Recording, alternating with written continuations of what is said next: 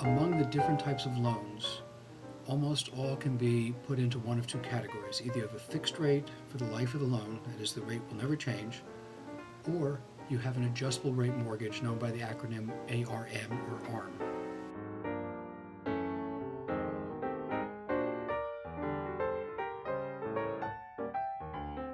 It seems to be commonly assumed that a fixed rate mortgage is somehow better.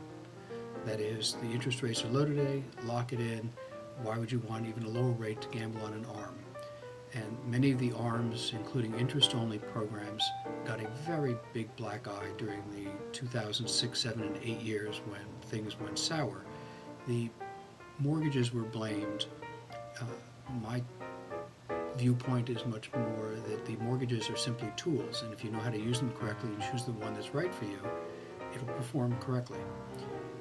Briefly, an ARM has the advantage that you have a locked fixed rate for a set time period. You can choose the time, anywhere from 6 months to 3, 5, 7, or 10 years. After that fixed period, the rate will adjust annually. And I recognize that can be scary for some people, but consider during that fixed rate period, you probably almost certainly have a much lower rate than if you have a fixed rate loan, like a 30-year fixed. Each payment for each type of loan will be a combination of principal and interest. And the way amortization works, that is, the schedule of payments you'll make over the life of the loan, each payment, including those two components, the lower the interest rate, the greater the percentage of principal you'll pay in each payment. So, for instance, if you have an interest rate of 6%, you might be paying 80% interest on each payment.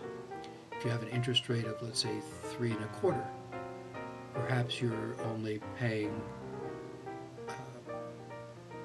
60% interest and 40% principal. For instance, if you have a 6% interest rate, 80% of that payment might be interest and only 20% going to principal. If you have a 3.25% interest rate, it's more likely that you'll have about 80% of that payment go to principal. So not only are you having a lower payment, but you're getting more bang for your buck. Then to consider the money you're not putting into your principal, you can have cash on the outside. Now it gives you the control of your cash. You might want to use it for anything from entertainment to typically maybe other investments. If you can get a higher rate of return than the money you're borrowing, it makes a lot of sense to keep that money outside the house. Anytime you want to, you can make extra payments to your principal, so you can be on a fixed rate schedule, but you control that.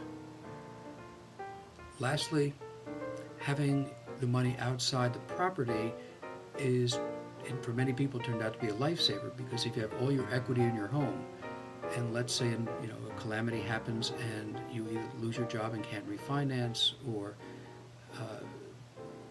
bills get high, or the property declines in value to the point that you can't refinance, your equity can be trapped in the home.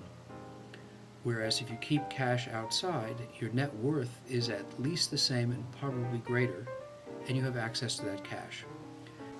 Another way of evaluating an ARM versus a fixed is to recognize that banks operate on a very classic economic model of risk-reward.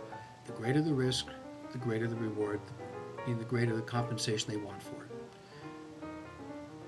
On a fixed rate loan, the lender is really taking on 100% of the risk. They're saying, I will give you this rate, I will maintain it for the next 30 years, regardless of what happens to interest rates and yield spreads over that time. That's all the bank's risk. If you do an adjustable rate mortgage, you're taking on some of that risk. The rate will change down the road. Maybe it'll go up, maybe it'll go down, maybe it'll float. But because you're absorbing some of that risk is a zero-sum game. If you're absorbing some of the risk, the bank is going to have less risk. If the bank has less risk, the bank expects to make less money. If the bank makes less money, then you're paying the bank less money, meaning you're saving money. So, not surprisingly, if you look at interest rates over a long period of time, comparing the fixed to the ARMs, the Adjustable rate mortgage sometimes is a higher rate than the 30-year fixed, sometimes it's lower. In aggregate, it is lower more than it is higher. So the people that have ARMs over the long period of time do in fact pay less money than a fixed rate.